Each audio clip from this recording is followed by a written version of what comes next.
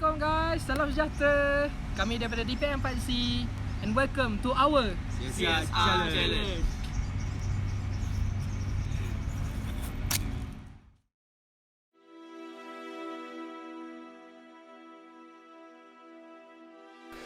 Now, in Australia, officials believe almost 2,000 homes have been destroyed since the country's bushfire crisis began.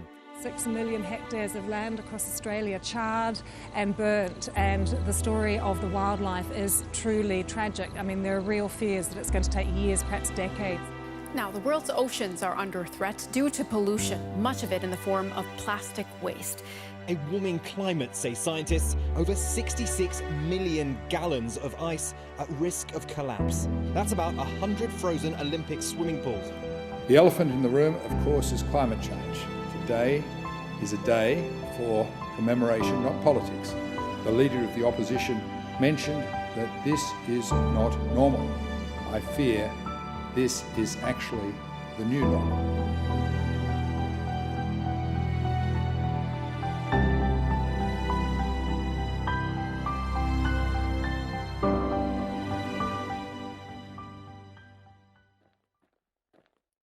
Dear future generations, I think I speak for the rest of us when I say, sorry. Sorry we left you with our mess of a planet. Sorry that we were too caught up in our own doings to do something. Sorry we listened to people who made excuses to do nothing.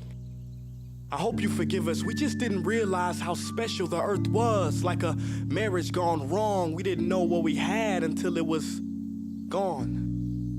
For example, I'm guessing you probably know it as the Amazon desert, right? Well, believe it or not, it was once called the Amazon rainforest, and there were billions of trees there, all of them gorgeous, and... Oh, you don't know much about trees, do you?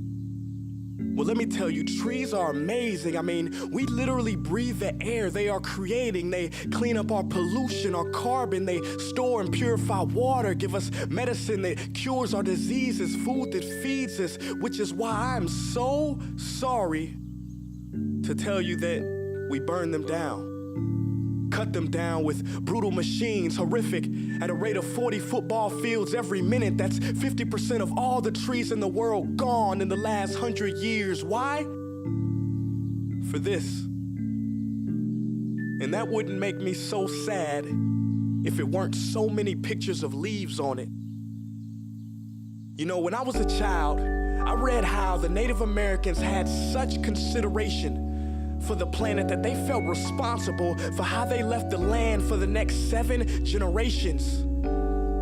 Which brings me great sorrow, because most of us today don't even care about tomorrow.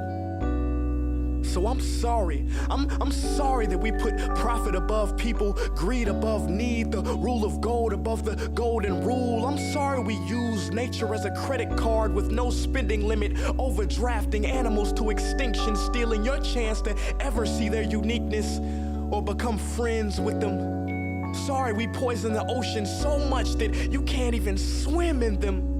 But most of all, I'm sorry about our mindset, because we had the nerve to call this destruction progress.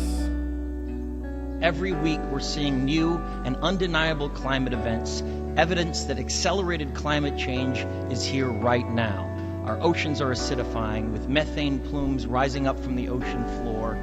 We are seeing extreme weather events and the West Antarctic and Greenland ice sheets melting at unprecedented rates, decades ahead of scientific projections. None of this is rhetoric, and none of it is hysteria. It is fact. The scientific community knows it, industry knows it, governments know it, even the United States military knows it. The chief of the U.S. Navy's Pacific Command, Admiral Samuel Locklear, recently said that climate change is our single greatest security threat. My friends, this body, perhaps more than any other gathering in human history, now faces this difficult but achievable task. You can make history, or you will be vilified by it.